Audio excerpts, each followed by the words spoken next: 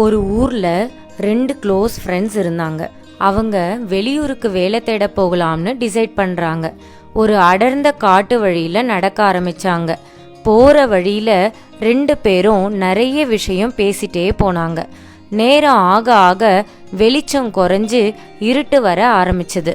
ஆனா இன்ட்ரெஸ்டா பேசிட்டே போனதால எந்த பயமும் இல்லாம நடந்தாங்க. கொஞ்ச நேரத்துல கம்ப்ளீட்டா இருட்டாயிடுச்சு.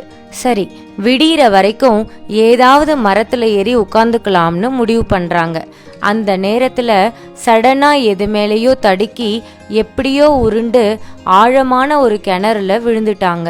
அவங்க 2 பேருக்குமே நீச்சல் தெரிஞ்சிருந்ததால தண்ணில மூழ்காம வெளியே வர ட்ரை பண்ணாங்க.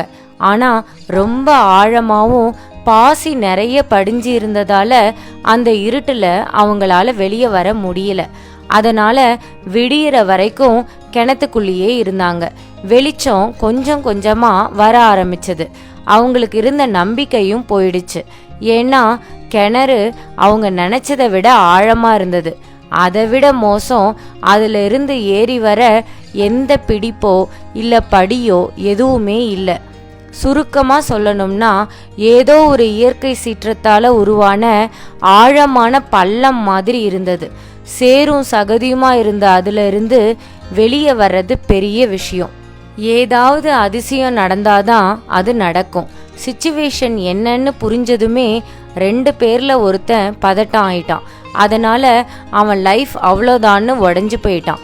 ஆனா இன்னொருத்தன் அமைதியா தியானம் பண்ணான். அப்புறம் யோசிக்க ஆரம்பிச்சான். அப்போ அந்த பள்ளத்தோட ஓரத்துல காட்டு மரத்தோட திக்கான வேர் பரவி இருந்தது. அதை பார்த்ததும் அவனுக்குள்ள ஒரு யோசனை வந்தது. சடனா பள்ளத்துக்குள்ள மூழ்கி அதோட அடியில இருந்து ஒரு கல்லை எடுத்துட்டு வந்தான். அந்த கல்லால வேரை தட்டி தட்டி 2 வேர்க்குச்சிகளை எடுத்தான். இந்த வேர்க்குச்சியை பிடிப்பா யூஸ் பண்ணி மேலே ஏறலாம் வான்னு தன்னோட ஃப்ரெண்டை கூப்பிடுறான். ஆனா அவன் பயந்து நடுங்கி வர மறுத்துட்டான். இப்போ அவனை சுமந்துட்டு ஏறுறது முடியாது. அதே மாதிரி ஃப்ரெண்டை பள்ளத்துக்குள்ள விட்டுட்டு போகவும் முடியாது. என்ன செய்யறதுன்னு அகைன் யோசிக்கிறான். கொஞ்ச நேரத்துக்கு அப்புறம் ஃப்ரெண்டு கிட்ட, நண்பா, எனக்கு ஒரு மந்திரம் தெரியும், அதை சொன்னா எந்த பயமும் வராது. அதை தான் நான் இவ்வளவு நேரம் சொல்லி தியானம் செஞ்சேன். நீயும் சொன்னா உனக்கும் பயம் இருக்காது, ஈஸியா நாம வெளியே போயிடலாம்னு சொல்றான். அதை கேட்டதும் அவனோட ஃப்ரெண்டுக்கு முகத்துல ஒரு நம்பிக்கை வந்தது. அவசரமா என்ன மந்திரம்னு கேட்குறான். இதோ இப்பவே சொல்றேன்னு சொல்லி அந்த மந்திரத்தை சொல்றான். நம இவையா, இதுதான் அந்த மந்திரம்னு சொல்றான். நம சிவாய தெரியும், இது என்ன நம இவையா அப்படின்னு கேட்குறான். அதுக்கு அவனோட ஃப்ரெண்டு, உனக்கு பள்ளத்தை விட்டு வெளியே வர ஆசை இருக்கா இல்லையான்னு கேட்குறான். அதுக்கு ஆமா, வெளியே வரணும்னு தான் இருக்கு. அப்படின்னா எந்த கேள்வியும் கேட்காம மந்திரத்தை சொல்லுன்னு சொல்றான். சரின்னு இன்னொருத்தனும் மந்திரத்தை சொல்ல ஆரம்பிச்சான். அவனுக்குள்ள நம்மால முடியுங்கிற எண்ணம் வர ஆரம்பிச்சது. அப்புறம் என்ன, 2 பேரும் எப்படியோ கஷ்டப்பட்டு வெளியில வந்துட்டாங்க. நைட்டு ஃபுல்லா தண்ணிக்குள்ள இருந்ததால அவங்களுக்கு ரெஸ்ட் தேவைப்பட்டது. கொஞ்ச நேரம் ரெஸ்ட் எடுத்துட்டு 2 பேரும் அகைன் நடக்க ஆரம்பிச்சாங்க. அப்ப மந்திரத்தை கத்துக்கிட்டவன் அவனோட ஃப்ரெண்டு கிட்ட, எனக்கு தெரியாம நீ எப்போ மந்திர தந்திரம் கத்துக்கிட்ட?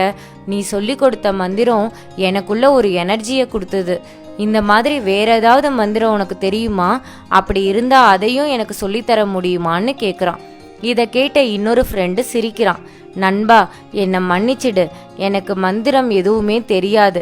நான் உனக்கு சொல்லி தந்ததும் மந்திரம் இல்லைன்னு சொல்றான்.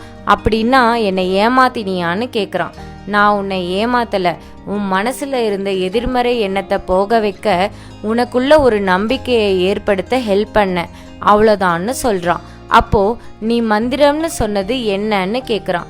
நான் சொன்ன அந்த மந்திரம் நம்பிக்கை மனதில் இருந்தால் வெல்லலாம் யாவருங்கிற வார்த்தையோட முதல் எழுத்துக்கள் தான். புரிஞ்சுதான்னு கேட்குறான். எந்த ஒரு சிச்சுவேஷனா இருந்தாலும் நம்ம மேல நமக்கு இருக்க நம்பிக்கை தான் நம்மளை காப்பாற்றும். If you believe in your self, anything is possible.